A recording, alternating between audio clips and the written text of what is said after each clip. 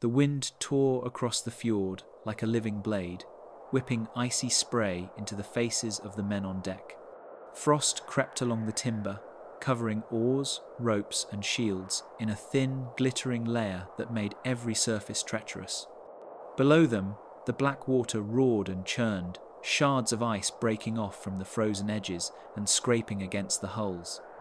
Each wave threatened to tip the longship, and each misstep could mean plunging into near-frozen death.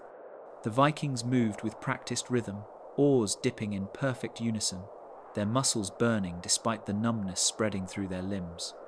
No one spoke above the roar of the storm. There was no time for chatter, only the constant, tense awareness that survival depended on precision and instinct. Every man's breath came in misty clouds, curling and vanishing into the storm. Below deck, the cabin was a fragile refuge from the merciless cold. Smoke from the small fire swirled upward, carrying the scent of burning pine and dried fish. Men huddled close, sharing warmth, swapping stories of past raids and comparing scars. The firelight danced over fur-lined clothing and etched faces, casting long shadows that flickered across the wooden walls. Even here, safety was temporary. The cold was relentless, seeping through every crack in the planks, gnawing at skin and bone.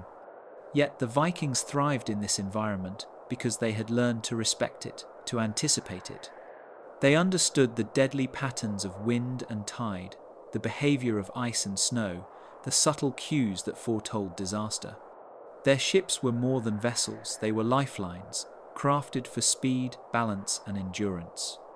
The longship could cut through frozen waves like a blade, and when the men rowed as one, they became a single organism, unstoppable even in the harshest storms. As the storm raged on, every sense was heightened. Every splash, creak, and distant howl of the wind demanded attention. Mistimed oars, a misjudged turn, or hesitation could send a man overboard. Yet, amidst the danger, there was exhilaration, a raw clarity born from facing death and cold together. They were Vikings, hardened by frost, tested by sea, and united in a single unspoken purpose: to endure, to conquer, and to survive the coldest nights of the world. Night fell like a heavy shroud over the snow-laden village. The wind screamed through narrow alleys between timbered homes, rattling shutters and sending drifts of powdery snow swirling into corners. Inside the longhouses, the heart of Viking life, warmth and light battled the creeping cold. The central hearth roared, flames licking the wooden beams, smoke curling toward the low blackened ceilings. Men, women, and children huddled around it, their faces glowing in the firelight, their breath forming clouds in the frigid air. The longhouse was more than shelter, it was survival. Thick walls of timber, insulated with sod and straw, held back the merciless bite of winter. Every inch of space was calculated for warmth. Sleeping benches lined the sides, piled high with furs, blankets, and woven mats. Livestock were brought inside during the harshest nights, not just for food, but as living heaters, their bodies radiating heat into the icy air. The Vikings understood the cold as both foe and teacher. They knew that, without preparation, a single night could mean death by frostbite or hypothermia.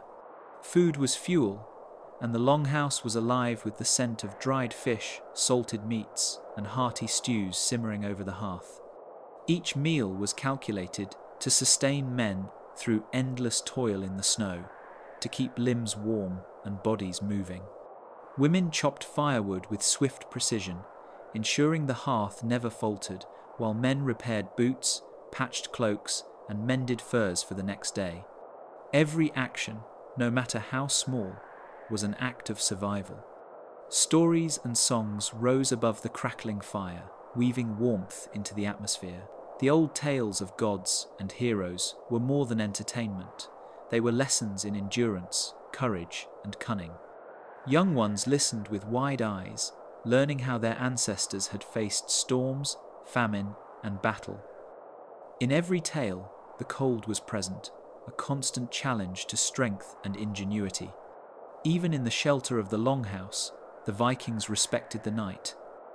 The wind moaned through cracks, a reminder that outside, the frozen world awaited. The smoke-stained rafters bore witness to countless winters endured, each one a test of body and spirit. They had learned to layer furs, to wrap themselves in blankets, to huddle together for warmth. They had learned that survival was never passive. It required attention, preparation, and respect for the forces that could claim life in an instant. As the fire dimmed toward midnight, shadows danced across frost-coated walls. Children slept wrapped in furs, their small bodies rising and falling with dreams of distant seas and snowy battles. Adults kept vigil in turns, listening for the howl of wolves or the groan of timber under ice-laden wind. Every night was a lesson, every winter a crucible. And as the longhouse held fast against the cold, the Vikings understood the truth that had kept their people alive for generations. Unity, courage, and fire, both in the hearth and in the heart, were their greatest weapons against the frozen world beyond the doors. The world outside the longhouse was a silent, white expanse. Snow blanketed the forests, frozen rivers glimmered under the pale winter sun, and the wind cut through the trees like sharpened steel. Survival meant venturing into this unforgiving wilderness, armed with skill, knowledge, and nerves of iron. The Vikings did not simply hunt, they read the land, learned its secrets, and respected its dangers. The forest was alive in winter, though it whispered in hushed tones. Tracks in the snow revealed the passage of deer, hares, and smaller creatures. Wolves prowled the shadows, their eyes glinting with hunger. Men and women moved cautiously, boots crunching against frost-hardened earth, cloaks pulled tight against the biting wind. Each step was measured, each movement deliberate. A careless sound could mean the loss of a meal or a life. Gathering firewood was survival itself. Branches weighed down with snow had to be broken and carried back to the longhouse, where every splintered log fueled the hearth that kept families alive. The strongest trees were reserved for construction and repair, but no wood could be wasted. Even fallen branches were prized for their heat. Children, bundled in furs, learned early how to scavenge for kindling, their small hands becoming nimble in the cold. Hunting required skill beyond brute strength. Bowstrings were tested and arrows sharpened before dawn. Snares were carefully set along animal paths, hidden beneath snowdrifts. The Vikings knew the rhythms of the forest, the deer that grazed at twilight, the rabbits that darted under cover of snow-laden brush. Success was not guaranteed, and failure could mean hunger gnawing at the belly for days. Yet they hunted not with recklessness, but with patient cunning, understanding that every kill was sacred, a gift of survival to be respected and used fully. Foraging was equally vital. Beneath frozen soil and snow, roots and tubers waited to be uncovered. Berries, frozen but edible, were collected and preserved for long months ahead. Herbs were gathered for flavor, for medicine, for warding off illness during endless nights of frost and isolation. Every plant had a purpose, every bite a carefully calculated addition to the diet that would sustain bodies through the harshest season. Back at the longhouse, the fruits of these dangerous expeditions were transformed into sustenance. Deer was roasted over the fire, fish simmered in salted broth, roots and herbs became nourishing stews. Salt, smoke, and drying preserved them against the cold months to come. Every meal was more than food, it was life, a small victory won against the relentless winter. As night fell, the hunters returned, snow clinging to their furs, breath steaming in the firelight. The longhouse welcomed them with warmth, laughter, and relief. Outside, the world was frozen, silent, and cruel. Inside, life endured. The Vikings understood that survival was not granted, it was earned, daily, through knowledge, courage, and respect for the frozen lands that challenged them at every turn. The cold was not an enemy to be fought with sword and shield. It was a silent, persistent adversary that gnawed at exposed skin and seeped into bone. To survive the longest nights, the Vikings wrapped themselves in layers of protection, crafting an armor as essential as any battle gear. Fur, wool, and leather became lifelines, each stitch a shield against frostbite, each layer a barrier against the merciless wind. The outer cloak was heavy, often made from sheepskin or reindeer hide, thick and coarse, but pliable enough to allow movement. It draped over shoulders, flowing down to the calves, protecting the body from blizzards that could strip warmth in minutes. Beneath it, tunics of wool insulated the torso, while leggings and stockings, sometimes reinforced with fur, encased the legs in warmth. Every inch of exposed skin was a risk. Even the hands were wrapped in gloves, sometimes layered leather over wool, fingers dexterous yet protected, essential for wielding tools or tending a fire. Footwear was crafted with equal care. Boots were sewn from tanned hides, soles often layered with straw or moss for insulation. Ice and snow could not penetrate this barrier easily, and the moss absorbed sweat to prevent frostbite from within. Traveling long distances across frozen tundra or hunting in icy forests demanded that every step conserve heat, and every boot was a silent testament to the ingenuity born of necessity. Hoods and caps were vital. Some were simple fur-lined hoods that framed the face. Others were crafted with intricate weaving to trap air and warmth, the edges sometimes reinforced with leather to resist piercing wind. Masks or scarves of woven wool covered cheeks and noses during storms, leaving only eyes visible. Breath crystallized in the air, a reminder that even a moment of exposed skin could turn fatal in sub-zero nights. The Vikings did not rely on clothing alone. Fires were portable weapons against cold. Small braziers were carried during hunting trips, warming hands and simmering small meals. Longhouses were filled with central hearths, smoke spiraling up through wooden beams, heating stone and clay walls. The combination of clothing, fire, and constant movement created a delicate balance.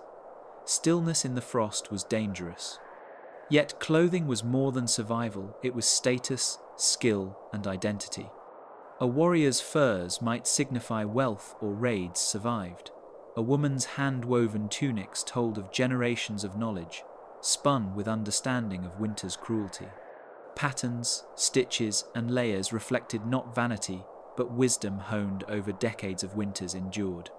When night fell and the wind howled, the Vikings huddled close, sharing warmth and stories. They were armored in fur and fire, yes, but also in community. Protection was not merely physical, it was mental, emotional, a shared resilience forged in frost. Against the darkest, coldest nights, the Vikings learned that survival required every tool, every layer, every ember, and above all, unyielding resolve. The night stretched long and merciless across the Viking homelands, stars sharp points in a sky that seemed impossibly dark. The cold was not an absence of heat, it was a presence pressing against walls, sneaking through cracks in wooden longhouses, crawling beneath furs, whispering at the edges of consciousness. And yet, amid the frost, the Vikings mastered fire like a weapon, a lifeline, a pulse of life against the endless night. In every longhouse, the hearth was the heart, its flames a sanctuary. Large stones cradled the fire, a mix of driftwood, oak, and resin-heavy pine, each log chosen for the way it burned, for the heat it gave, for the sparks it cast. Flames licked the ceiling beams, smoke curling through a central opening, carrying with it the smell of burning resin and wood, a scent as vital as bread or ale. Around the fire, families clustered, faces glowing red from heat, eyes bright despite exhaustion, hands pressed to the warmth, fingers tingling as frost receded. Fire was more than warmth, it was survival itself. For hunters returning from the frozen forests, it thawed stiff muscles and burned away the danger of hypothermia. For sailors returning from icy seas, it was the difference between life and death, a beacon in the darkness that promised safety. Even small embers, wrapped carefully in ash and carried from place to place, were sacred. To lose fire in a storm or in the tundra could mean wandering through a frozen grave. Vikings mastered the art of fire creation with flint and steel, striking sparks against iron like alchemists of survival. Tinder-dry moss, fine fibers from flax, birch bark caught sparks quickly, whispering to the wind, defying it. Once alight, the flame had to be nurtured, protected from drafts, fed with steady hands and patience. Fire was never taken for granted. It was a fragile ally, demanding respect and vigilance, a symbol of human cunning in the face of nature's cruelty. The longhouse itself was designed around fire. Benches, hearths, and platforms were arranged to capture maximum heat, stone floors storing warmth through the night. Smoke, carefully managed, preserved health while carrying away excess cold. Cooking, crafting, and gathering were rituals intertwined with fire. Meals were slow cooked, simmered in heavy cauldrons, providing not just sustenance but concentrated heat to the room, food and warmth merging into a single defense against frost.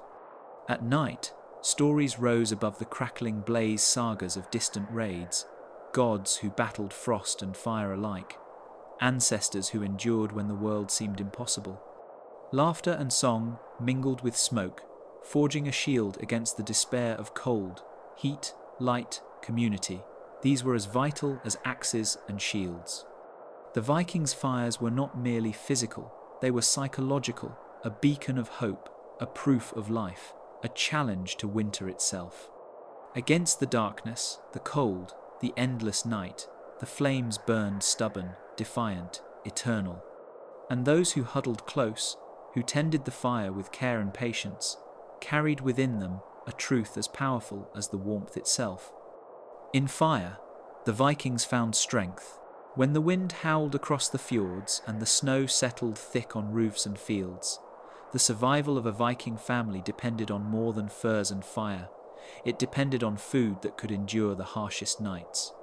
Winter was not merely cold, it was a relentless opponent, a test of foresight, skill, and the discipline to store, prepare, and ration every bite. In longhouses, the scent of salted fish and smoked meat mingled with the smoky tang of resin-laden fire. Vikings had learned centuries ago that fresh meat and vegetables would not survive the frost, so they relied on preservation methods honed through necessity. Fish caught in icy rivers were salted, layered in barrels, and left to cure in cold pantries where the temperature hovered just above freezing. This wasn't merely storage, it was transformation, turning fragile food into a durable lifeline, each bite a triumph over winter's cruelty. Meat was treated with the same respect. Elk, deer, and cattle were butchered with care, cut into slabs, and smoked over low fires for days. The smoke infused the meat with both flavor and endurance, creating rations that could last through weeks of relentless cold. The Vikings understood the science of survival intuitively. Salt drew out moisture, smoke slowed decay, cold preserved it all, and the combination made winter nourishment possible. Grains and legumes were carefully stored in clay jars or woven baskets, placed in the corners of the longhouse where frost threatened least. Barley, oats, and dried peas provided the backbone of soups and stews, simmered slowly over the hearth, feeding the body while heating the air. These meals were simple, often bland to outsiders, but in the frozen nights they were sustenance and ritual, a daily defiance against the dark. But survival was not merely about food itself, it was about ingenuity. Vikings learned to stretch every resource. Bones and fish heads were boiled into broths rich in minerals. Leftover skins and organs were preserved for future use. Herbs, wild berries, and stored honey added taste and nutrition, a testament to knowing the land intimately. Every meal was planned, every bite accounted for, a delicate dance between hunger, warmth, and endurance. Even in the smallest settlements, families gathered around shared pots, each person taking their turn, stirring, tasting, and tending to the heat. Meals became ceremonies, brief moments of comfort and connection amid the unforgiving cold. Children learned to value each morsel, to respect the labor that had gone into every preserved fish and smoked slab. Food was power, warmth, and survival intertwined. Outside, snowdrifts could rise above the roofs, but inside, the hearth and the stores of preserved food allowed life to continue, to thrive, even when the world beyond was a frozen wasteland. The Vikings did not merely endure the cold, they mastered it, turning the night's darkness into a season of skill, patience, and careful preparation. In the quiet moments after a meal, as families huddled close to the fire, Vikings felt a small victory pulse through them. Against the frost, they were fed, warm, and alive. In food, as in fire, they found not just survival but defiance. In the dead of winter, the difference between life and death for a Viking could be measured in layers. The bitter cold that swept across the fjords did not merely bite, it gnawed, seeped into bones, and tested the body's endurance. Survival demanded more than a fire. It demanded an intimate knowledge of clothing, layering, and materials that insulated the body against the relentless frost. Vikings dressed for war against winter the same way they dressed for war at sea or on land, with strategy, precision, and practicality. Their first line of defense was linen, worn close to the skin, soft, breathable, and capable of wicking away moisture from sweat. Over linen came wool, dense and naturally water-resistant, woven into tunics, leggings, and socks that trapped heat while allowing movement. The layering was not arbitrary, each piece had a purpose. Moisture left next to the skin could freeze if trapped, so breathable fabrics kept the body dry, while wool retained warmth, even when snow clung to the outer layers. Furs were the crown of the Viking winter arsenal. Bear, fox, reindeer, and even otter pelts were selected for thickness, softness, and insulating properties. Cloaks draped over shoulders, hoods drawn tight over heads, mittens, and boots stuffed with straw or moss, all worked in unison to create a mobile fortress against the cold. Furs were more than protection.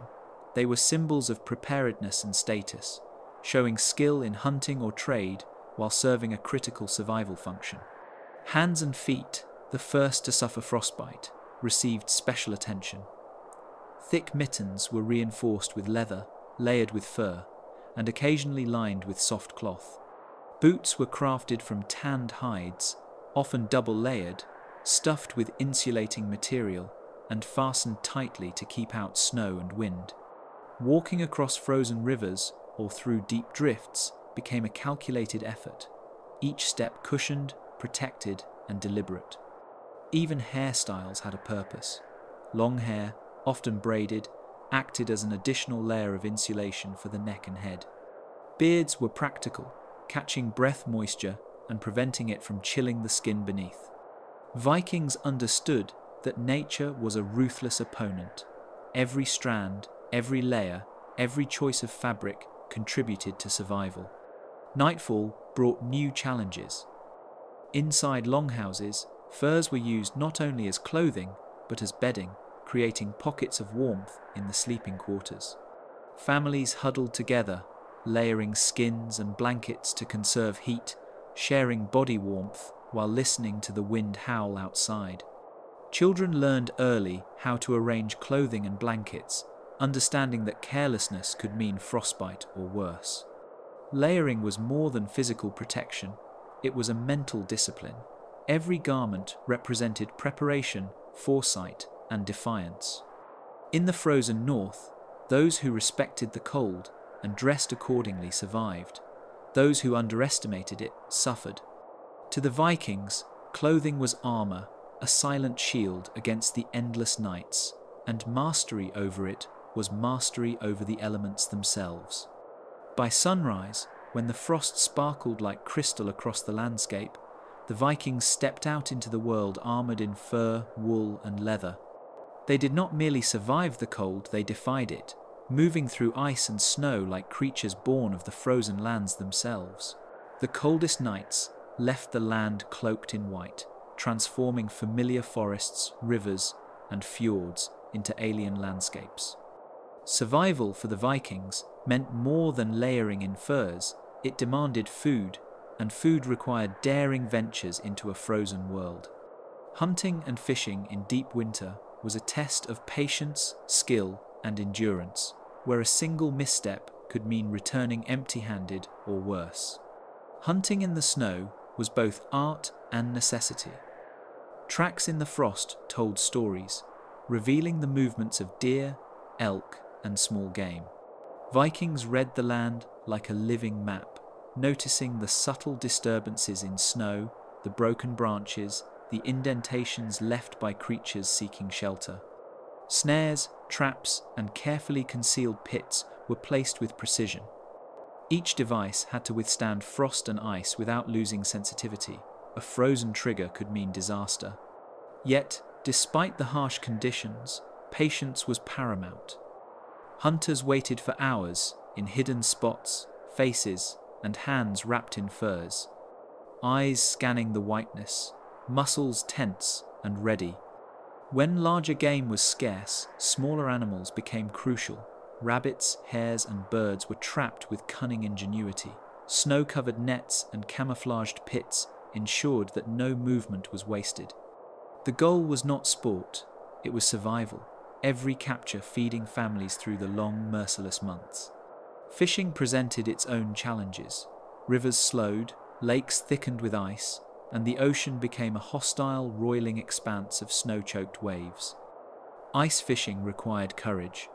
Holes were carved in frozen surfaces, sometimes under the threat of snowstorms that could erase paths or hide dangerous thin ice. Nets, lines, and hooks were used strategically. Fish were lured with patience and understanding of water behavior beneath the ice. Small catches could feed a household for days, salted or smoked to preserve them against further frost. Seafaring Vikings adapted differently. Longships braved icy waters, their crews wrapped in furs and skins, relying on both skill and the mercy of the sea.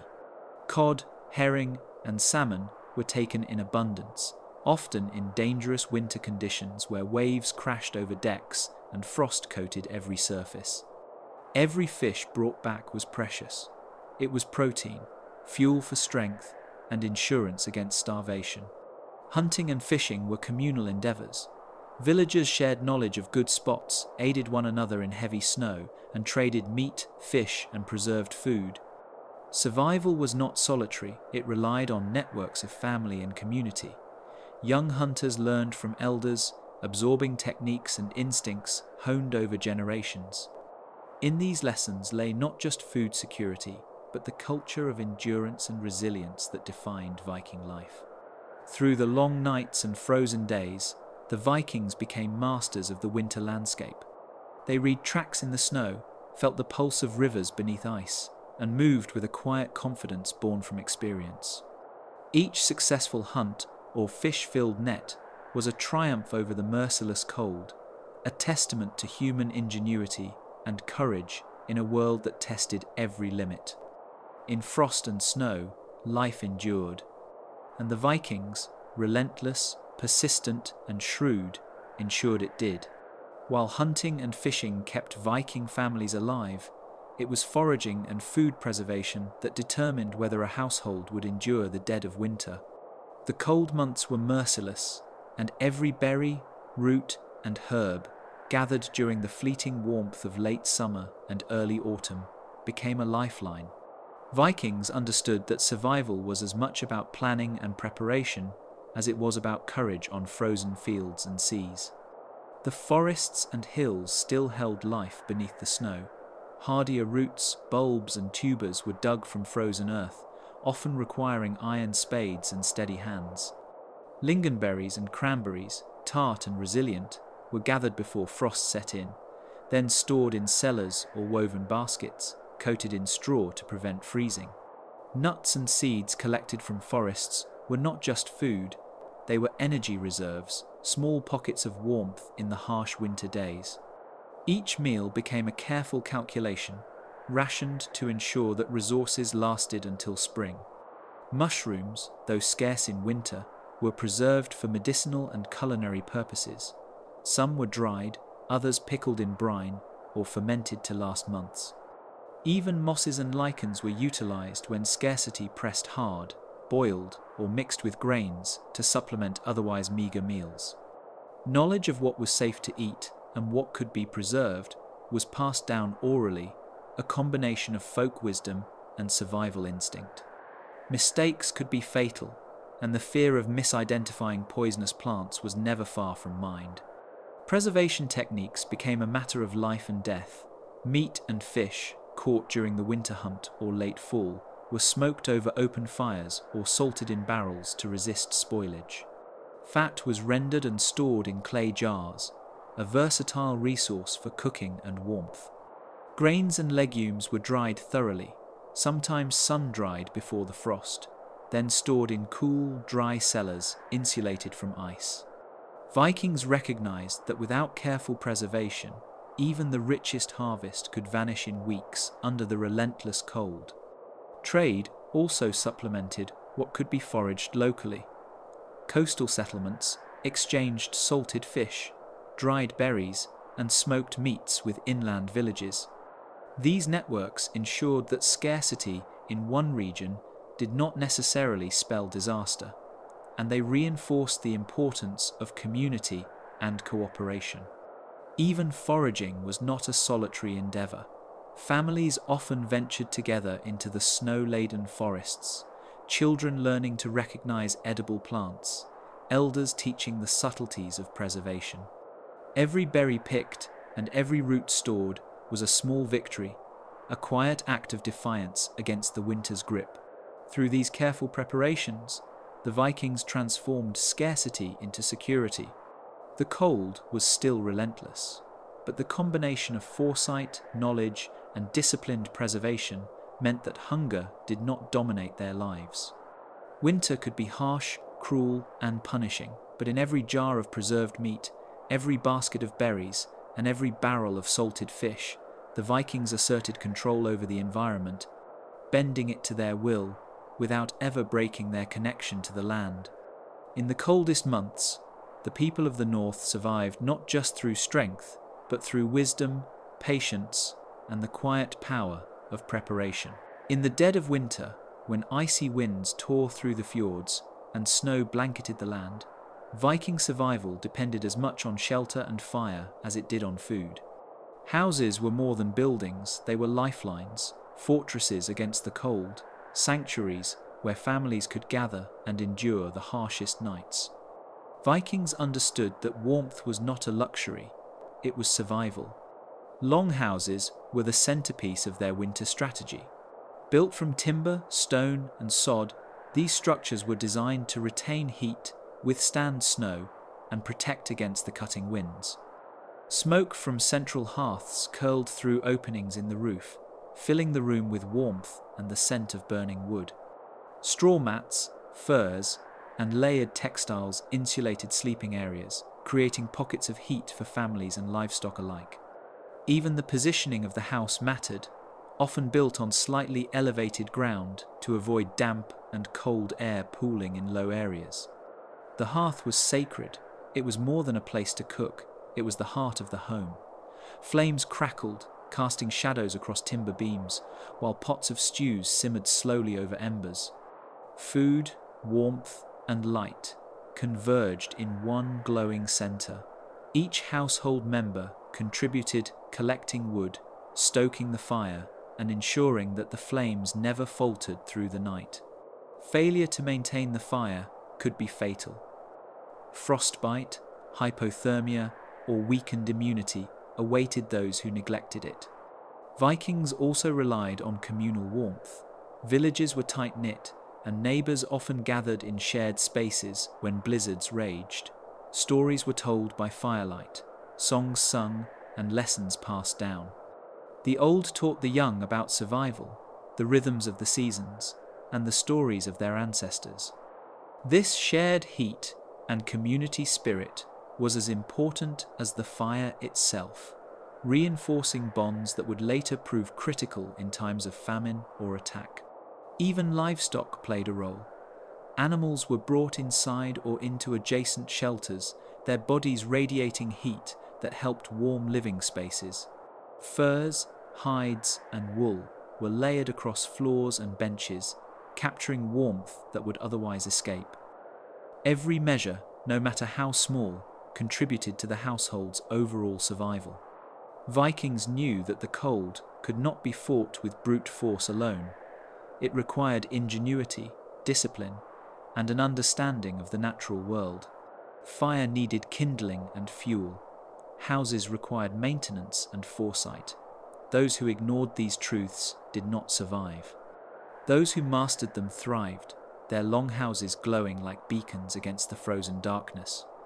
In the long, frozen nights, the warmth of fire and community sustained the Vikings. It protected them from the merciless cold, allowed their bodies to rest, and their minds to plan for the next day. In every flicker of flame, every shared story, and every layered fur, the people of the North asserted control over an environment that demanded respect and skill. Fire was survival. Shelter was survival. Together, they were the shield against a winter that sought to break them. When the North's icy breath descended, Vikings did not cower. They dressed for war against winter itself. Survival depended on clothing as much as courage. The frigid nights demanded layers, furs, and ingenuity, transforming the human body into its own fortress against frost and snow. Viking clothing was practical, designed with an intimate understanding of the cold. Linen and wool formed the base layers, soft against the skin, insulating against drafts while allowing mobility. Over these, heavier woolen tunics and cloaks were thrown, often pinned with brooches at the shoulders. But it was the furs that made the difference between enduring a blizzard and succumbing to it. Bear, fox, reindeer, and seal furs were prized not just for warmth, but for their ability to trap body heat and repel biting winds. The fur-lined hood, known as a kapuze, could be drawn over the head, leaving only a narrow slit for vision, cutting wind and frostbite alike. Layering was an art. Vikings understood that trapped air between garments became insulation. Multiple tunics, cloaks, leggings, and mittens were arranged to maximize this effect, with each layer serving a distinct purpose. Wool socks were tucked inside leather boots, sometimes lined with fur or straw. Gloves were often reinforced with leather, but beneath, softer fur kept fingers nimble and warm. Every inch of exposed skin increased the risk of frostbite, so scarves, hoods, and face coverings were essential. Hunting and raiding in winter required adaptations beyond clothing. Leather belts and straps were used to secure pouches and tools without sacrificing warmth. Fur-lined capes doubled as blankets when sleeping outdoors. Those travelling long distances across snow-laden landscapes carried packs of extra furs and spare layers, ready to swap damp garments for dry ones. Failure to do so could prove deadly in a world where snowstorms could appear without warning. Vikings also understood the importance of keeping clothes dry. Wet fabric robbed the body of heat faster than exposure alone. Fires were central not just for warmth, but for drying garments. Families and villages would rotate clothing near hearths, hanging furs and woolens to absorb heat without scorching the fibers. Even in raids or journeys, care was taken to shelter clothing from snow or freezing rain.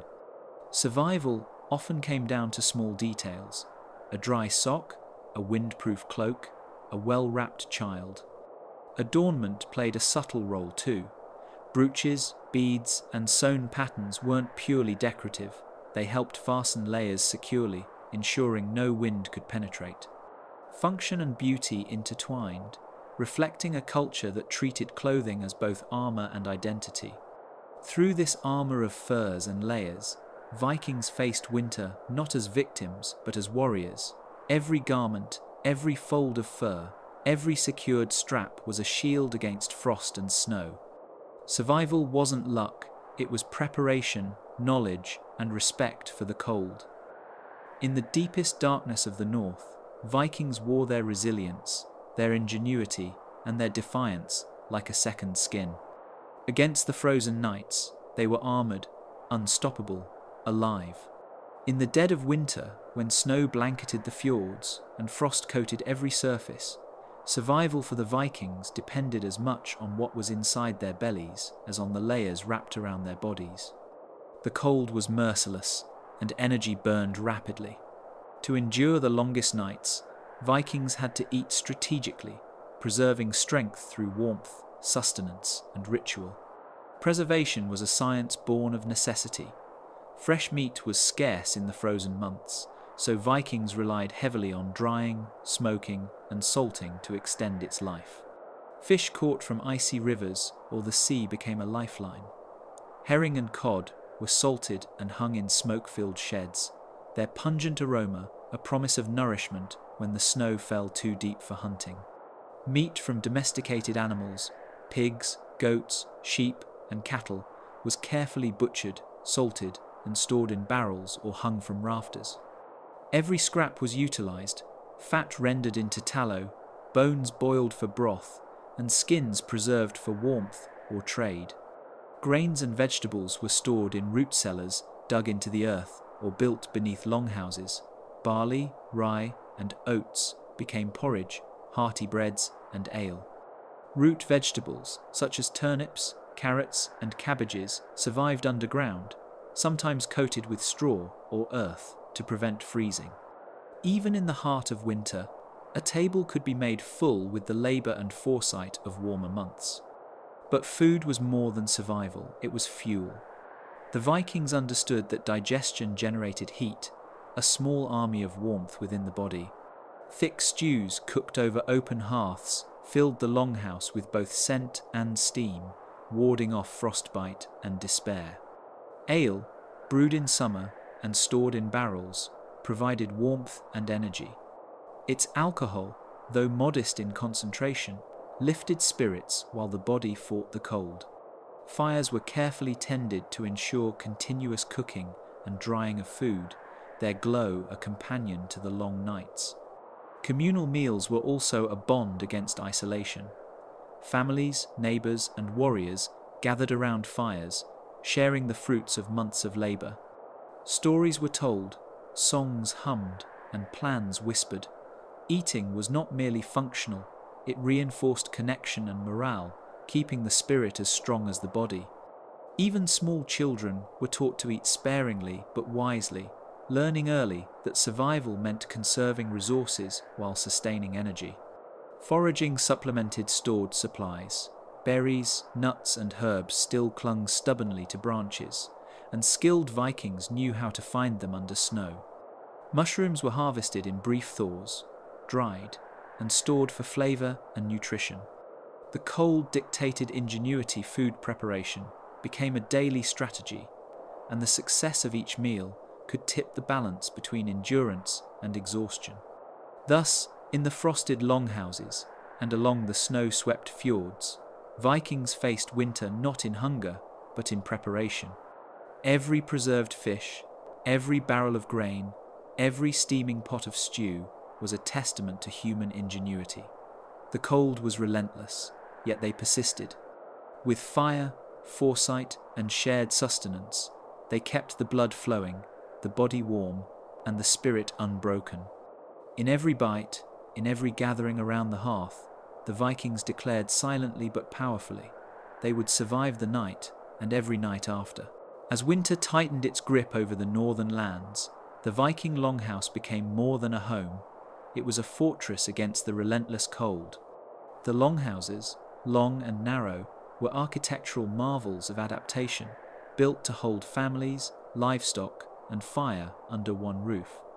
Each beam, thatch, and stone was carefully chosen to withstand wind, frost, and snowstorms that could strip flesh from bone if one ventured outside unprepared. Construction began with timber, often oak, dense and strong, hand-hewn into beams and posts. The frame was meticulously joined with wooden pegs, a method that allowed the structure to shift slightly under snow load without collapsing. Walls were reinforced with wattle-woven branches coated in mud or clay to seal gaps against the biting wind. In wealthier households, stone foundations added both stability and insulation, keeping the interior temperature far higher than the frozen ground outside. Roofs were steeply pitched to shed snow, covered in layers of reeds or turf. These natural materials weren't merely for cover, they trapped heat like a thick quilt, forming an insulating barrier over the household.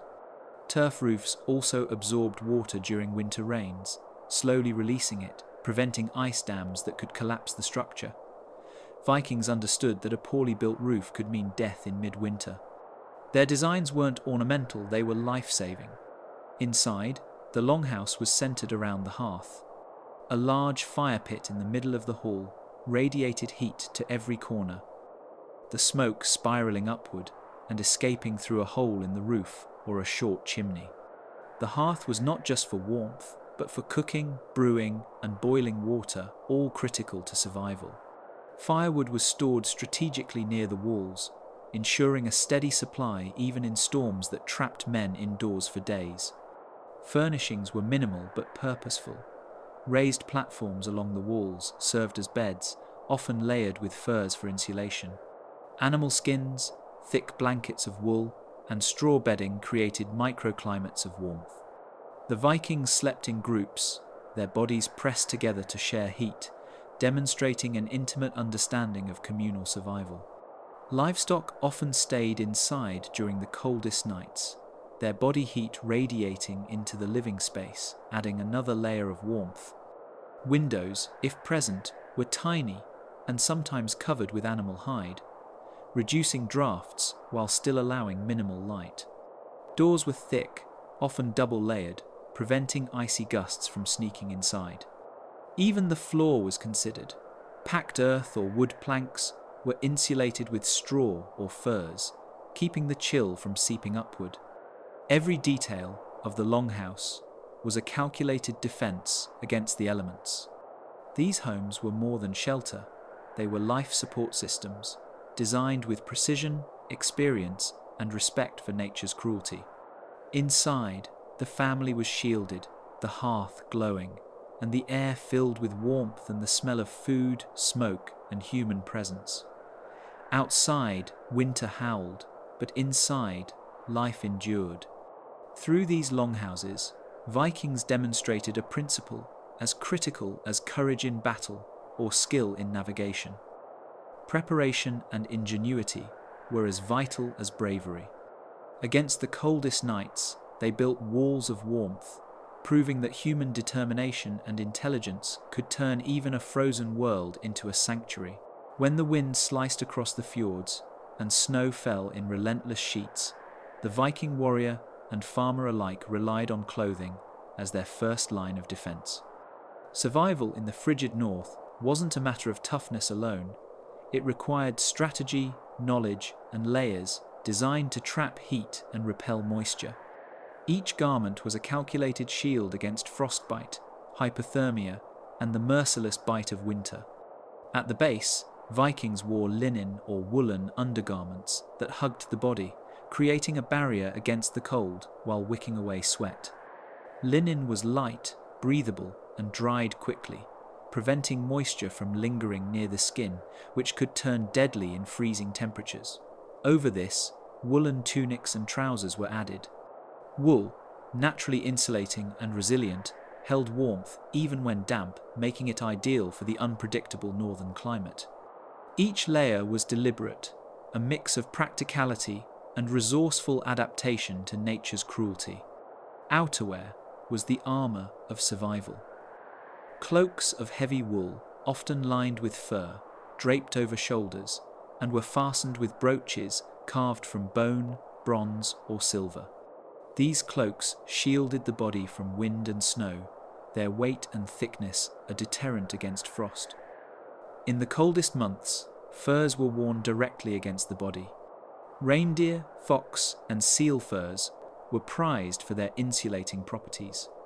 The fur traps air, creating pockets of warmth, while the dense outer coat sheds moisture and snow, keeping the wearer dry and alive. Feet and hands were particularly vulnerable. Wool socks were layered beneath leather shoes or boots, often stuffed with straw for added insulation. Mittens, sometimes layered, kept fingers nimble despite frost and icy winds. Heads and ears were covered with hoods or fur-lined caps, the first point of heat loss in the body carefully guarded. Even the throat, a critical conduit for warmth, was shielded with scarves of wool or fur. Every inch mattered. Survival was measured in degrees, and the smallest exposure could prove fatal. For Vikings who ventured onto the frozen seas or through snow-laden forests, waterproofing became essential. Leather, treated with animal fat or tallow, created a barrier against icy water and damp snow. Thick leather gloves protected hands during long hours of chopping wood or hauling cargo, while boots reinforced with leather soles kept feet from freezing to ice. Clothing was not merely functional, it signified status, skill, and the ability to endure hardship. A finely woven cloak or carefully stitched pair of boots demonstrated mastery over one's environment and resources. But every piece, no matter how humble, served the same essential purpose: survival.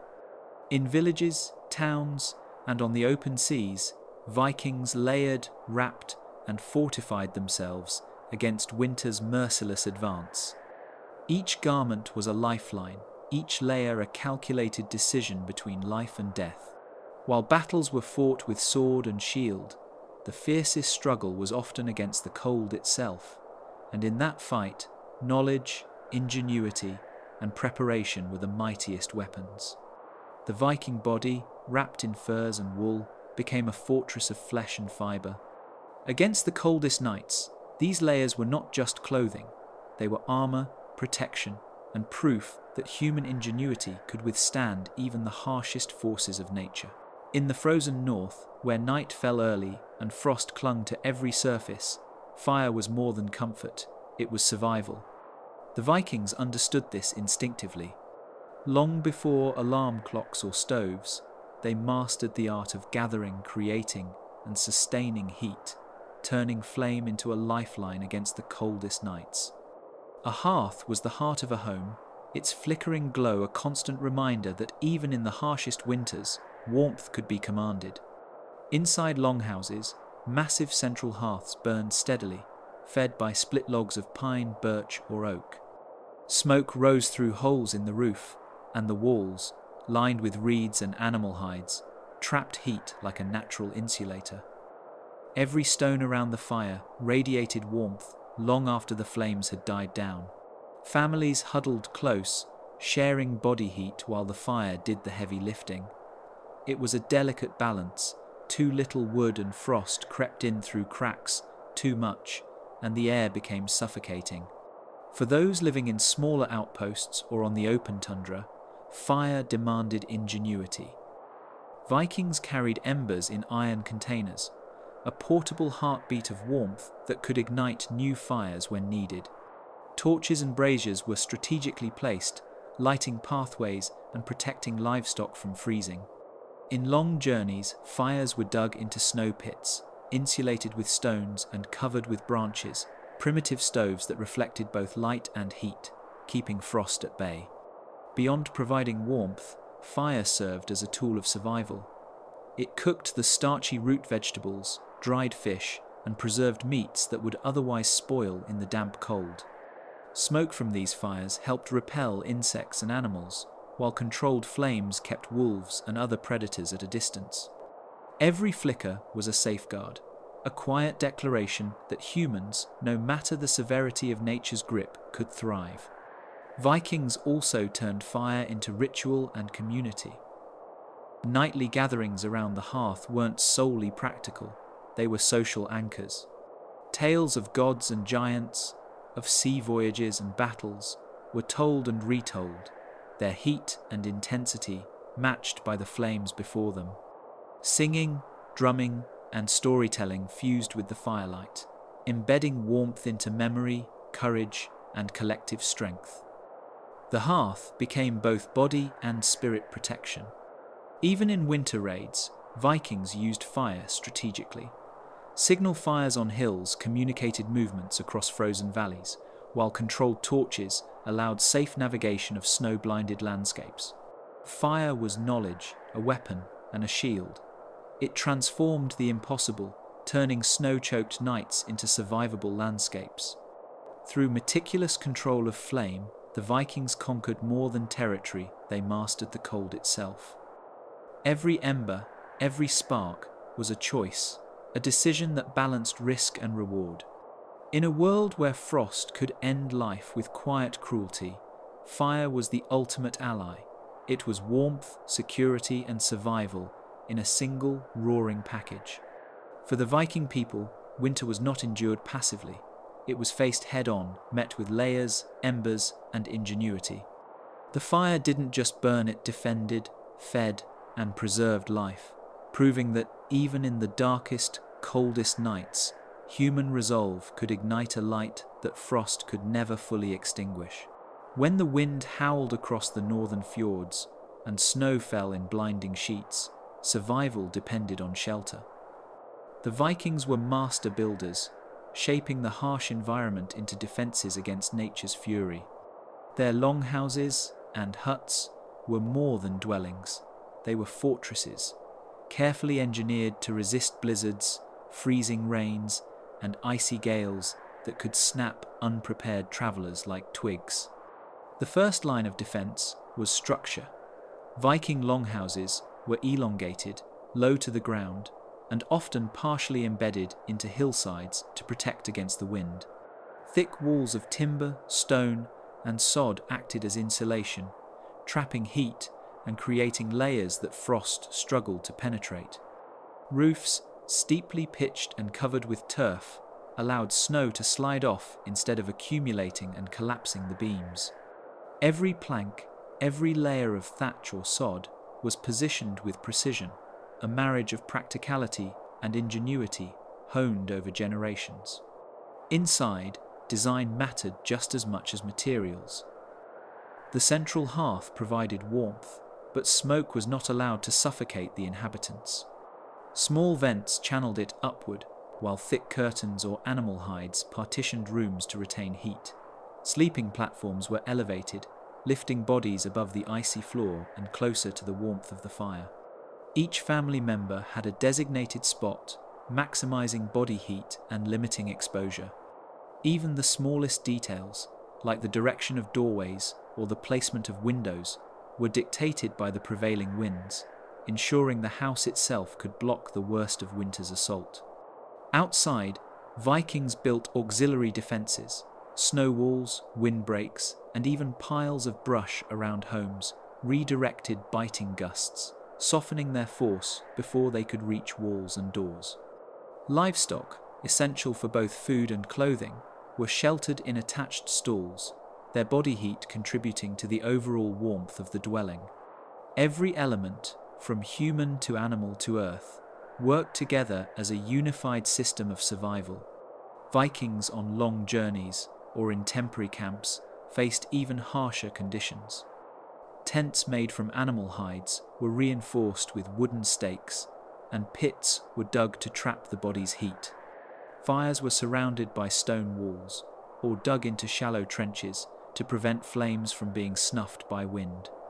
Ingenious layering of hides and branches provided insulation where permanent structures were impossible, proving that mobility and protection could coexist. Even in the darkest storms, Viking shelters were not just functional, they fostered resilience and community. Families huddled close, stories were shared, and plans were forged for the coming day. The act of survival became a daily ritual, a reminder that preparation, knowledge, and cooperation were as vital as strength or courage. Through careful construction and an intimate understanding of the northern landscape, Vikings transformed fragile materials into strongholds. In their homes, the blizzard outside could rage and howl, but inside there was warmth, security, and the quiet assurance that they had built not just shelters, but lifelines. When winter struck with icy hands, the Vikings knew that survival depended on foresight. The fjords froze, the forests lay heavy with snow, and hunting became perilous. To endure the coldest nights, the Vikings turned to methods of preservation that could sustain them through months of darkness and scarcity. Salt, smoke, and fermentation were their weapons against hunger. Fish, abundant along the coasts, formed the backbone of winter sustenance. Herring, cod, and salmon were gutted and strung on wooden racks, left to dry in the crisp northern air. The wind, harsh yet cleansing, stripped moisture from the flesh, creating stockpiles that could last months.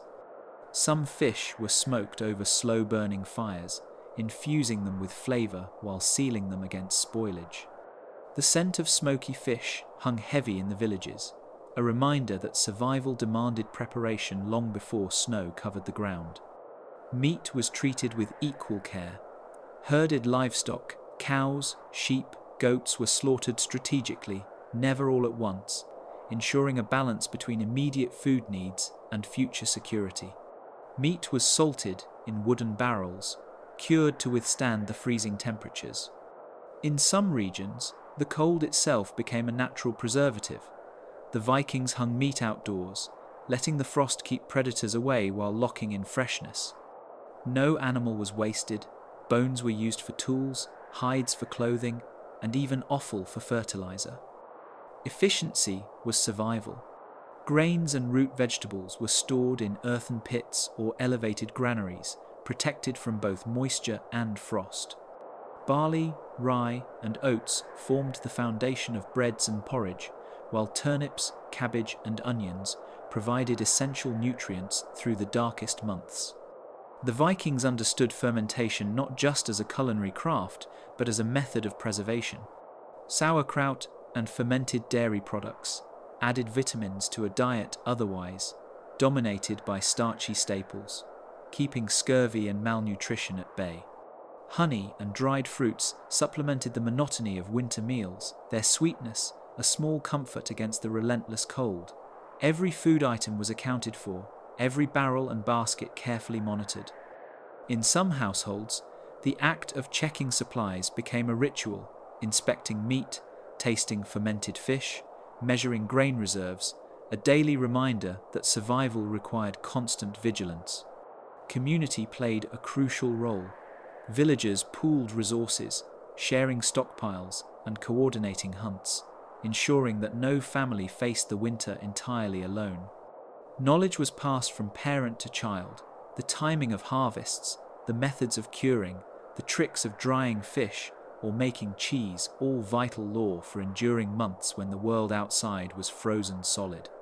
By combining ingenuity with an intimate understanding of the environment, the Vikings created a food system that could outlast storms, blizzards, and famine. They turned scarcity into strategy, relying on preservation not as convenience, but as lifeline. In the darkest nights, when snow buried the earth and wind whipped through the village, their cellars, smokehouses, and granaries were more than storage. They were the difference between life and death, a testament to Viking resourcefulness and unyielding will. The bitter northern wind spared no one. In the long, dark winters, temperatures could plummet far below freezing, and survival demanded more than resilience. It demanded armor woven from wool, fur, and leather. For the Vikings, clothing was not merely decoration, it was protection, a carefully layered system designed to trap warmth and shield against relentless cold. The base layer, worn next to the skin, was spun from soft wool. Vikings prized its natural insulating properties and its ability to wick away moisture from sweat, keeping the body dry and preventing hypothermia. Coarse linen was sometimes added in warmer regions or seasons, but in the heart of winter, wool was king. Each tunic and pair of trousers was meticulously stitched, sometimes dyed with local plants, but always functional, cut to allow movement for work, hunting, and travel. Layering was essential. Over the base, Vikings added thicker woolen garments or cloaks, often lined with animal furs. Reindeer, fox, and even bear pelts were harvested and sewn into coats and wraps. These layers formed a barrier against the wind and trapped body heat close to the skin. Hoods and capes were standard, their fur-lined edges protecting ears, necks, and cheeks from frostbite. Gloves, mittens, and boots, reinforced with leather and fur, ensured fingers and toes remained alive with warmth, vital when traversing snow-laden forests or icy riverbanks. Headgear was particularly important. A simple woolen cap could mean the difference between survival and frostbite.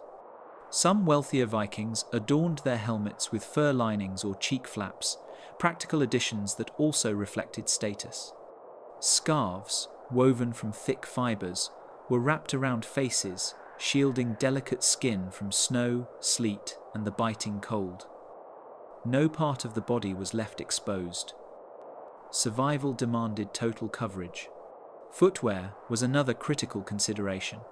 Thick leather boots, sometimes stuffed with moss or wool, kept feet insulated.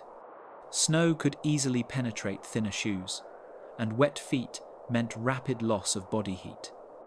Vikings learned to waterproof leather with oils and animal fats, techniques passed down through generations. Traveling in snowshoes or reinforced boots, hunters and warriors could cross frozen rivers or trek long distances without succumbing to the cold. The genius of Viking clothing lay not only in the materials, but in the adaptability. Layers could be added or removed as temperatures fluctuated, and clothing could be repaired with relative ease. Simple stitching, patches of fur, and waterproofing ensured garments endured harsh winters for years. Beyond practicality, clothing held social and cultural significance. Fur trims, embroidered patterns, and dyed fabrics distinguished clans and families, even in the dead of winter. Yet function always triumphed over fashion. Warmth was survival, beauty secondary. When the wind howled through fjords and snow blanketed the landscape, Vikings did not merely endure, they thrived. Each layer of wool and fur was a shield. The longhouse was the heart of Viking life, a shelter against a relentless northern winter.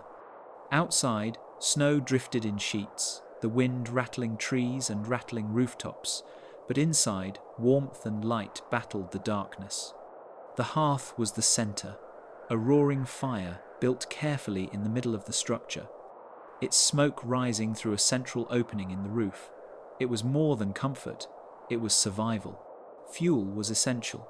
Wood was the lifeblood of the fire, harvested from nearby forests and stored in barns and sheds, stacked high to withstand the long months of scarcity. Birch, oak, and pine provided different qualities of heat. Oak burned slow and steady, birch flared quickly but faded fast. Pine sparked and crackled, filling the longhouse with a comforting scent. Even driftwood or peat was used when timber ran low. Every scrap of burnable material was precious. Without fire, a longhouse became a tomb in winter. Fire placement required skill. In smaller houses, a single hearth sufficed, but larger homes, where families and livestock coexisted under one roof, demanded careful planning. The fire's heat had to reach all corners, warming sleeping areas and workspaces. Stones were often placed around the hearth, absorbing and radiating heat long after the flames had died down. Some homes had clay or earthen stoves, primitive but effective innovations that allowed controlled heat to last through the night. Smoke management was another challenge. Too little ventilation meant suffocating interiors, too much allowed precious heat to escape. Vikings mastered a balance. The central hole allowed smoke to rise, while strategically placed gaps and doors guided airflow. Even in the thick of winter, the longhouse could breathe without freezing its inhabitants. The fire was also a social anchor. Families huddled around it, sharing stories, meals, and warmth. Meals cooked over the flames were essential calories, sustaining the body through harsh conditions. The crackle and roar of burning wood became a rhythm of survival, a pulse of life in an unforgiving climate. Night after night, flames illuminated the carved wooden walls, casting shadows that danced with each flicker. Long nights demanded preparation. Even when tending the fire, Vikings slept in layers close to the hearth. Benches or platforms were lined with furs, and children snuggled between parents, sharing body heat.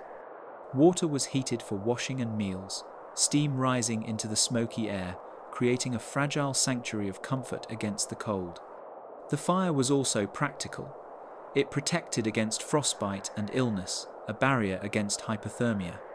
A cold night without warmth could be deadly, and Vikings treated their hearths with almost religious respect, tending embers and saving coals for the morning. To extinguish the fire was unthinkable. To mismanage it was folly. In the frozen lands of the north, survival was forged in heat. Every spark, every log, every ember mattered. The longhouse fire was a lifeline, a symbol of human resilience against the cold. It was the heartbeat of the home, a shield against winter's cruelty, and proof that even in the harshest nights, Vikings had mastered the art of keeping warmth alive. When the snow blanketed the northern forests and fjords, survival demanded more than a warm hearth. It demanded skill, endurance, and courage. The Vikings knew this better than anyone. Winter hunting was a deadly dance, with the cold and with nature itself, where every misstep could mean starvation or death. The forests were hushed, the air sharp and biting, and the tracks in snow told stories. Wolves, deer, and elk moved with precision, leaving trails that experienced eyes could read like a map. Hunters donned layers of wool and fur, their faces partially covered to shield against frostbite. They moved silently, bows in hand, axes slung over shoulders, sometimes walking for miles to reach hunting grounds rich in game. Every journey into the snow was calculated. Misjudging the weather or the animal's path could be fatal. The bow was a lifeline. Crafted from yew, ash, or elm, it was flexible yet strong, capable of launching arrows accurately even through swirling snow. Hunters carried quivers lined with fletched arrows, tips hardened over fire or sharpened with flint. Some relied on spears for larger game, or traps and snares set along well-worn paths. Every tool had a purpose, honed through generations of experience. Fishing remained crucial too, even when rivers were partially frozen. Holes were cut through ice, and lines baited with worms or fish scraps were dropped into the frigid water. Nets were sometimes set under ice or along riverbanks, catching the hardy fish that could survive the cold. Salted and dried, these fish became staples, carried back to the longhouse to supplement meat and preserve the fragile balance of nutrition. Foraging was equally vital. Roots, nuts, and preserved berries stored from autumn were carefully rationed.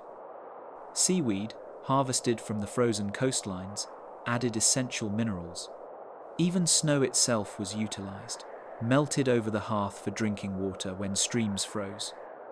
Every resource was accounted for. Waste was unthinkable. Hunting in winter was not only about survival, it was also a test of cunning and courage. Predators roamed the forests, and a lone elk or deer could turn aggressive if cornered. Hunters had to read the land and the weather simultaneously, predicting blizzards or icy winds that could trap them miles from safety. Companions often worked in small groups, watching each other's backs, their shared knowledge turning deadly forests into manageable territory. Back at the longhouse, the bounty of the hunt was celebrated, but also scrutinized. Meat was trimmed, cut into strips, and either salted or smoked to last the harsh months. Hides were tanned for clothing and bedding, and bones were repurposed for tools or decoration. Every part of an animal had a role, a testament to the Vikings' efficiency and respect for life. Winter hunting was grueling, but it forged resilience. Those who braved the cold returned not only with food, but with the assurance that survival was possible. The frozen forests tested every skill, every instinct, every ounce of determination. Yet in these bitter nights, the Vikings thrived, proving that even the harshest winter could be endured with knowledge, courage, and unyielding resolve. In the bitter northern winters, when the wind howled like a pack of wolves and the frost bit through even the thickest layers, the Viking longhouse became both sanctuary and fortress. Every design choice, every material, every craft honed over generations was about one thing: survival. Longhouses were massive, wooden structures, often lined with stone at the base to resist rot and the creeping cold. Roofs were steeply pitched, thatched with reeds or covered in layers of turf, the earth itself insulating against snow and icy winds. Smoke holes at the top allowed the hearth's warmth to rise and circulate, while carefully placed doors and small openings kept drafts at bay. Inside, the walls were adorned with animal skins, thick furs, and tapestries woven from wool, all serving as layers of thermal armor against winter's assault. The heart of the home was the hearth. Fire wasn't just comfort, it was life. Birch, oak, and pine logs were stacked with precision, kindling carefully chosen to burn slow and hot. The smoke danced through the roof hole, carrying heat throughout the longhouse and keeping the bitter air from settling inside. Around the fire, families gathered, sharing food, tending infants, and crafting tools or clothing. The hearth's glow was the line between survival and succumbing to the cold. Clothing mirrored the ingenuity of the architecture. Vikings dressed in layers, starting with linen or wool undergarments that absorbed moisture and retained warmth. Over this, tunics and trousers made of wool or animal hides trapped body heat, while cloaks of sheepskin, seal, or reindeer fur shielded them from wind and snow. Boots were reinforced with leather and often stuffed with straw for insulation, and gloves, mittens, and hoods were meticulously crafted to prevent frostbite. Every stitch, every seam, every overlapping layer was a calculated defense against the night's fury. Even bedding was engineered for endurance. Thick furs covered raised wooden platforms, keeping sleepers above the cold stone floors. Pillows were stuffed with feathers or hay, and blankets layered in alternating skins and woven fabrics trapped warmth. Sleeping close together was both practical and symbolic. Families sharing heat, sharing vigilance against the unforgiving climate outside. The Vikings also understood that preparation began long before snow fell. Hides were cured in the autumn, wool was spun and dyed, and tools were repaired to ensure no one faced the storm without proper protection. The knowledge of textiles, tanning, and insulation was passed from parent to child, a vital skill set that dictated life or death during the harshest months. Even the smallest details mattered. Roof eaves were extended to prevent snow from collapsing walls. Doors were fitted tightly with wooden latches, and hearth smoke was carefully managed to avoid extinguishing in blizzards. Life in the longhouse was a continuous negotiation, with winter every moment measured, every action intentional. Through these strategies, the Vikings transformed their homes and clothing into shields against the cold. The frost outside raged, the nights lengthened, yet inside the longhouse life persisted. Warmth was preserved, food was shared, and families endured together. In mastering these defences, the Vikings revealed a deeper truth. Survival in the north wasn't about brute strength alone, it was about ingenuity, careful preparation, and respect for the relentless power of nature. In the long, brutal winters of the north, survival depended as much on what went into the body as on what protected it. For the Vikings, food wasn't merely nourishment, it was armor against frost, a means of fueling strength, endurance, and resilience when the sun barely rose and the nights stretched endlessly. Preparation began long before the snow fell. Autumn hunts were crucial. Deer, elk, and wild boar were trapped, slaughtered, and preserved with meticulous care. Salting, smoking, and drying meat allowed it to last for months, ready to provide warmth and energy when fresh game was scarce.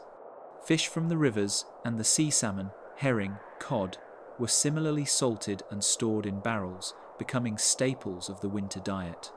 Dried fish and meat were not just food, they were a lifeline, high in protein and fat, essential for maintaining body heat in sub-zero temperatures. Grains, legumes, and root vegetables formed the backbone of daily meals. Barley, oats, and rye were ground into coarse flours and baked into dense bread or boiled into porridge, a simple yet sustaining dish eaten morning and night. Root vegetables, turnips, carrots, onions, were stored in cool, dry cellars or buried in straw-lined pits to resist freezing, providing crucial vitamins when fresh greens were unavailable. Even during scarcity, nothing was wasted. Leftovers were repurposed into soups or stews, the liquid extracting every bit of flavour and nutrition. Dairy was equally essential. Goats and cows provided milk, which was transformed into cheese or fermented into skaya, a thick, protein-rich food that could be eaten raw or mixed into porridges. These dairy products were not only sustenance, they were high-calorie, easily stored, and a vital source of warmth during long nights. Butter and tallow, byproducts of dairy, fueled cooking fires and preserved other foods, showing the Vikings' mastery of turning every resource into survival tools. Seasonings were minimal but functional.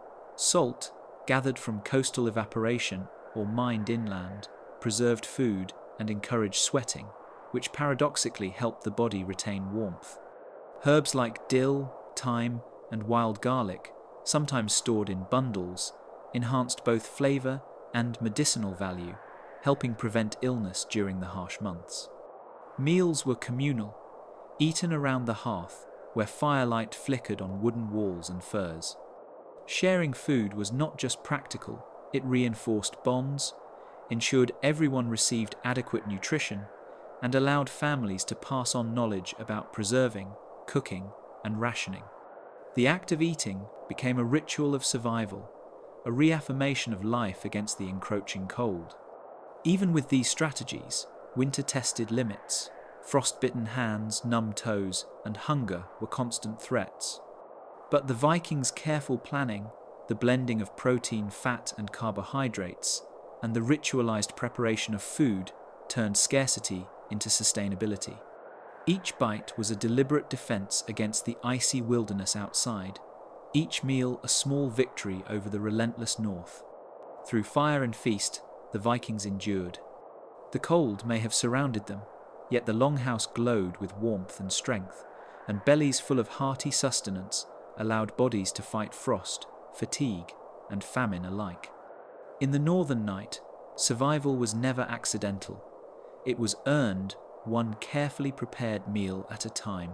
In the frozen expanses of the Viking world, survival was rarely an individual endeavour. The biting winds, snow-laden forests, and endless nights demanded cooperation, ingenuity, and a deep sense of shared purpose. Alone, a man or woman might shiver through a single winter, but together, Viking communities thrived. The longhouse was the heart of this communal strength. Massive timber structures, reinforced with wattle, clay, and animal hides, were home not just to a single family, but often to extended kin, neighbours, and even travellers seeking refuge from storms. Inside, firs and rushes lined the floors, and a central hearth burned day and night. Heat radiated outward, shared by all, while the smoke carried warmth and light, creating an environment in which survival became a collective effort. Every household had roles carefully divided. Some tended the fire, some prepared food, and others repaired clothing and tools. Each task, however menial it seemed, was vital to the survival of the group. Vikings understood that knowledge was as critical as skill. Elders shared wisdom on tracking game through snow, identifying edible roots under frozen soil, and predicting storms by the subtle shifts in wind and sky. Children learned by observing and participating in chores that were simultaneously survival exercises. A young boy might help dry fish or repair sleds, while a girl learned to weave, mend, and preserve food. Each lesson was a thread in a tapestry of collective endurance, ensuring that no knowledge of survival was lost, even when harsh winters claimed lives. Work and play often merged in these communal settings. Snow became both a hazard and a training ground. Children and adults built temporary shelters, tested sleds, and even engaged in mock hunts. These exercises were practical. They strengthened bodies, refined coordination, and reinforced techniques essential for procuring food or escaping danger. But they also forged bonds. Trust, familiarity, and mutual dependence were cultivated through shared labor, laughter, and the quiet, constant vigilance against nature's extremes. Trade and bartering extended this sense of community beyond the longhouse. Villages exchanged goods, salted meat, wool, dairy, and crafted tools, ensuring that even those living at the edges of survival had access to essentials they couldn't produce alone. During the darkest months, neighbors combined resources, sharing not just food and fuel, but also labor and intelligence about hidden hazards or opportunities in the surrounding wilderness. Even in celebration, survival instincts prevailed. Feasts, storytelling, and song weren't mere distractions, they reinforced unity, morale, and cultural identity. Around the flickering fires, tales of ancestors, victories, and ingenuity reminded everyone that life was worth enduring, that hardship was part of a larger, collective journey. In the harsh northern night, community was armor. It transformed vulnerability into resilience and isolation into strength. Alone, a frozen landscape could claim a life. Together, a village became a fortress. Vikings did not survive the cold merely by fighting it. They survived by embracing one another, sharing warmth, skills, and hope. In every meal prepared, every fire stoked, and every hand extended, the people of the North demonstrated that the true measure of endurance is not individual toughness, but the bonds that bind a community through the fiercest winters.